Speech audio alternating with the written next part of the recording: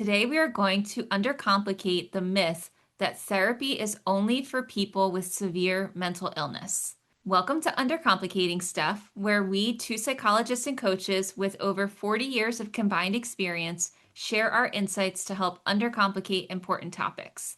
A friendly reminder that this video is meant for conversational and entertainment purposes only, so please see the information section of this video for additional resources. I'm here with Dr. Gedeon. Hi, I'm Stacey Gedeon. I'm a health psychologist and the founder and CEO of a healthcare consulting and professional coaching business. And how about you, Dr. Radico? My name is Julie Radico. I am a psychologist, a coach, an author, and a speaker. And I think the myth that we're talking about today is such an important one. This idea that therapy is only for people with severe mental illness. I'm mindful that that type of myth that you have to have some sort of like severe issue to go to therapy exacerbates and feeds into this stigma that could still surround therapy. The stigma that like there's something wrong with you if you need therapy, or that you're not strong enough to handle things on your own if you need therapy. That stigma stops people from getting help that is so important, that there's good evidence-based research behind therapy that really can help you not have to struggle on your own. And these types of myths just keep people kind of locked in their silos and not getting the help that they deserve. Sometimes people might think that they need to have some sort of significant crisis to go to therapy. And it could be that a crisis happens and you're like, oh, I could benefit from therapy. Totally valid. I also think about the analogy that your relationship with your loved ones, whether that be a partner, that be your family members, that is something you want to take care of in the same way that you might do maintenance on your car. When do you do maintenance on your car? Sometimes it's when the car has completely stopped working, the engine no longer runs, and the car is like on its last tire. More recommended thing to do,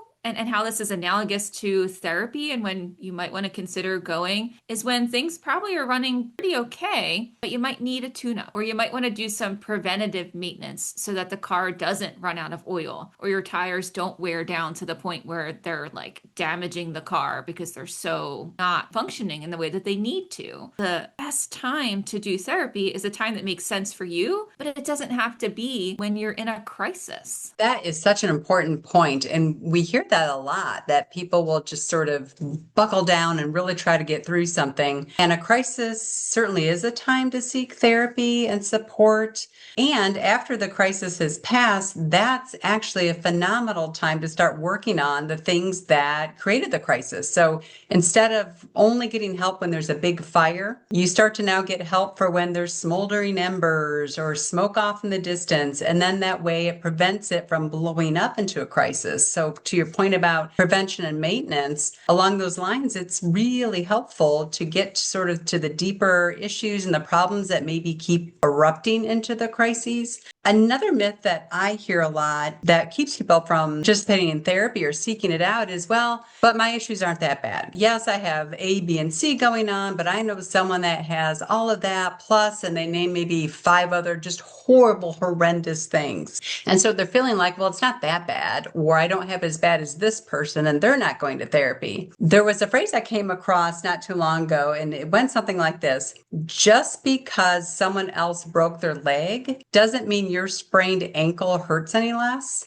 And that really resonated with me and sort of puts things in perspective, because there are always people, whether it's in our country, other countries, war-torn countries, that are going through phenomenal stress and crises, but it doesn't make our pain and our struggles any less important or worthy of getting help. Something I'd like to add about mental health issues existing across a continuum is really the parallel with physical illness or physical health. We're not either healthy or unhealthy. There's a continuum in between, and the same goes for mental health. We may be really struggling and in crisis to, okay, we're managing things, and then maybe another spot across the continuum is we're struggling, and then maybe we're impaired scared, and then it's crisis mode. So keeping in mind, just like physical health, mental health is not something that's dichotomous and you're either healthy or not healthy. It exists along that continuum, and there's lots of things that can be done to help support you depending upon where you are in that continuum. I think thinking about it on a continuum is such an important point, and want to reinforce this idea that you might show up for therapy with having had what we call like a mild depressive episode. So you experienced maybe for a week or two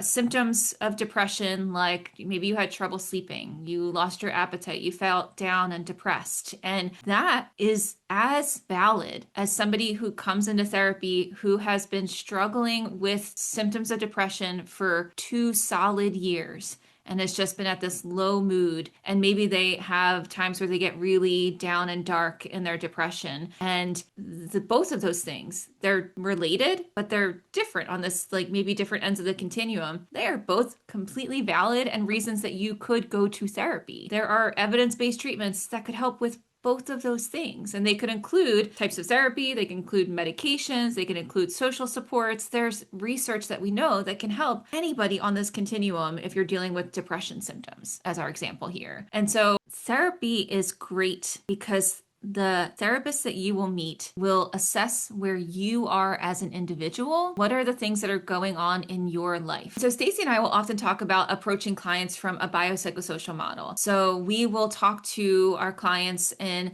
thinking about, okay, what physically is going on in your body? Are you experiencing pain? Are you having trouble with fertility? What kinds of things are you dealing with from like a biological standpoint? Then we look at, well, what's the psychological standpoint? Are you dealing with depression, anxiety, stress? We look at the social standpoint. What's going on at work? What's going on in your relationships? We take it all as a whole, and you know, because you're a complex layered human being, but any single one of those is a valid reason that you could go to therapy. You might say, oh, I feel like I'm doing okay psychologically and physically. I'm really struggling in my relationships. Oh, I'm trying to get pregnant and I'm really having trouble with my fertility. So it's a biological thing, right? And or I don't know why, but I'm just so anxious. When we dig into those things, they tend to be connected to each other, but you don't have to know all that. You don't have to come in and be like, I figured out all the layers of everything going on with me, and I feel like it's valid enough to meet a level on a continuum that I allowed to come to therapy. Like, you know what's going on in your life, and if you feel like it would be helpful to explore yourself, it's helpful to explore your patterns, helpful to explore your relationships, any and all of that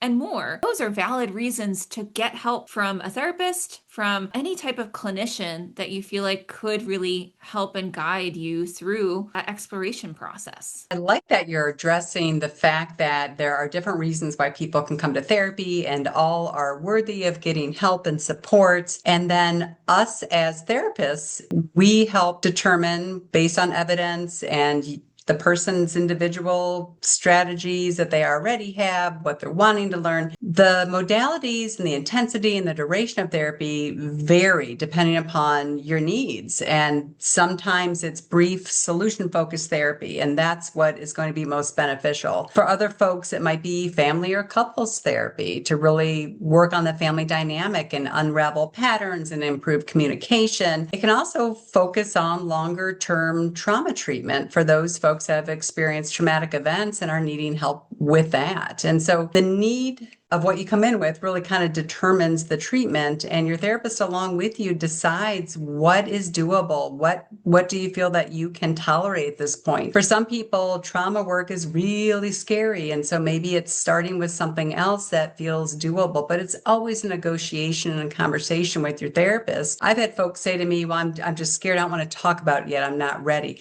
Tell your therapist that. They will not push you beyond where you're comfortable in a way that's unhealthy. So some of the things that can be offered are emotional support, skills, communication that we talked about, regulating your emotions. That's something that people really struggle with. Setting boundaries, whether it be in relationships with your personal life or your professional life. That also is another common theme that runs through lots of reasons why people seek treatment. And improving coping and resilience and not falling back into patterns. So therapy, again, can help across a continuum of different different presenting problems. And anybody who's wanting help should be able to get that without having the stigma that it's something bad or negative or they're broken. It's available to everybody. My takeaway is that your needs are unique and valid, that comparing yourself to others or diminishing your needs in some way is not fair to yourself, that you don't have to hit some